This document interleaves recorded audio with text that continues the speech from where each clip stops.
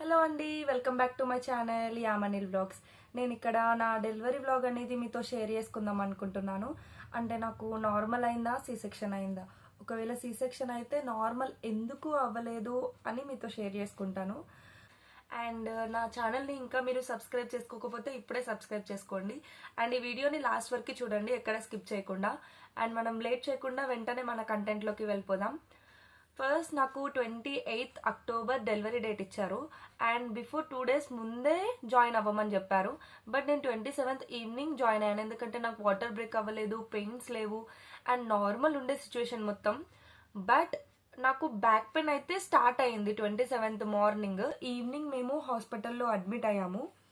Admit అవ్వగానే మాకు కొన్ని ప్రొసీజర్స్ ఉన్నాయి. ఫస్ట్ మనం ఫామ్ ఫిల్లింగ్ అవన్నీ ఉంటాయి కదా, ప్రొసీజర్స్ అన్నీ అయిపోయాక మనకు ఒక రూమ్ ఇస్తారు. ఆ రూమ్లో మనం అడ్మిట్ అయ్యాక మన బీపీ, మన బేబీ మూమెంట్స్, మన బేబీ హార్ట్ బీట్ అన్నీ మనకి అయితే చెకింగ్ అయితే జరుగుతూనే ఉంటుంది. బట్ వచ్చేసి నాకు నార్మల్ అవ్వడానికి 3 doses అయితే ఇచ్చారు. ఆ డోసెస్ ఎలా ఉంటాయంటే, మెయిన్గా ఫస్ట్ డోస్ ఇచ్చాక ఎలా అంటే కాంట్రాక్షన్స్ లాగా అయినుండే, ఎలా వచ్చిపోయి అలా అయినుండే పెయిన్స్. బట్ సివియర్గా అయితే అవ్వలేదు. బేబీ కిందికి పుష్ అవ్వట్లేదు, బేబీ సపోర్ట్ చేయట్లేదు అనే చెప్పారు నాకు ఫస్ట్ నుంచి కూడాను. బట్ ఫస్ట్ డోస్ ఇచ్చాక మాత్రం కొంచెం నా బ్యాక్ పెయిన్ అనేది కొంచెం ఇంక్రీజ్ అయింది. బట్ అయితే డెలివరీ అయ్యేంత పెయిన్ మాత్రం నాకు ఫస్ట్ డోస్కి రాలేదు. అండ్ నెక్స్ట్ సెకండ్ డోస్ ఇచ్చారు, వాకింగ్ చేయమన్నారు. పెయిన్స్ మాత్రం సివియర్గా రావట్లేవు, నార్మల్గానే ఉన్నాయి. థర్డ్ డోస్ ఎప్పుడైతే ఇచ్చారో పెయిన్స్ అనేవి చాలా సివియర్ అయిపోయాయి. అందరం అనుకున్నాం ఖచ్చితంగా నార్మల్ డెలివరీ అవుతుంది అని చెప్పేసి.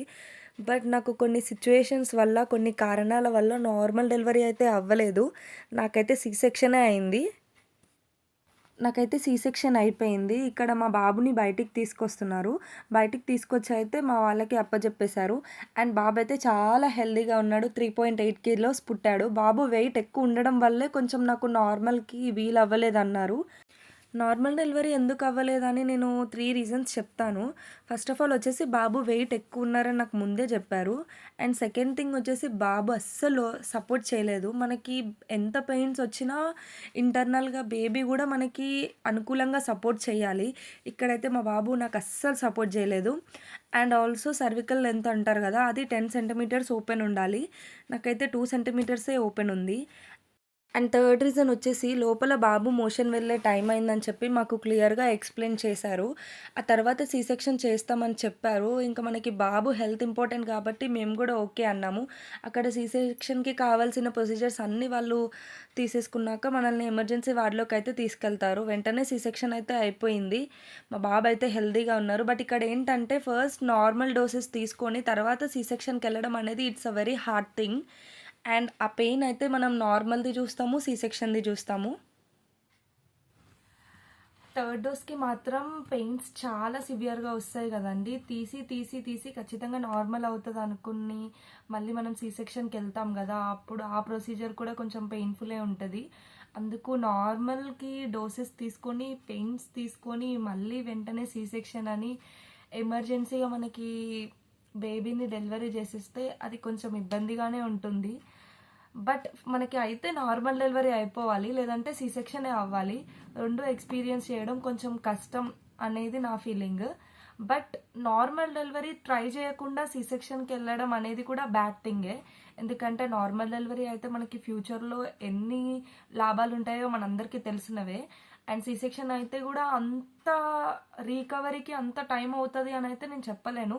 మనం 1 monthలో సెట్ అయిపోతాము. అనెస్థీషియా అంటారు. అనెస్థీషియా ఇచ్చిన దగ్గర మాత్రమే మనకి అప్పుడప్పుడు పెయిన్ కలుగుతుంది. బట్ ఎంతైనా ఇంకా ఎవరికి ఏది అవ్వాలో అదే అవుతుంది. ఏదేమైనా కూడా మనకి బేబీ హెల్త్ అనేది చాలా ఇంపార్టెంట్. ఒక్కసారి మనం బేబీని చూసాక ఆ పెయిన్స్ అనేవి మనకి ఏవి గుర్తుకు రావు. జస్ట్ ఒక్కటే తిరుగుతుంది మైండ్లో, బేబీని మన వాళ్ళు చూసారా, హెల్దీగా ఉన్నాడా, అంతే. మనం బేబీ దగ్గరికి ఎప్పుడు వెళ్తాం, మన ఫ్యామిలీని ఎప్పుడు మీట్ అవుతాం అనేది మాత్రమే ఉంటుంది. పెయిన్స్ అవుతున్నాయని మాత్రం మన మైండ్లో అస్సలు ఉండదు. ఇంతే అండి ఈ వీడియో. ఇంకా bye bye, take care. And మన ఛానల్ని మాత్రం తప్పకుండా సబ్స్క్రైబ్ చేసుకోండి.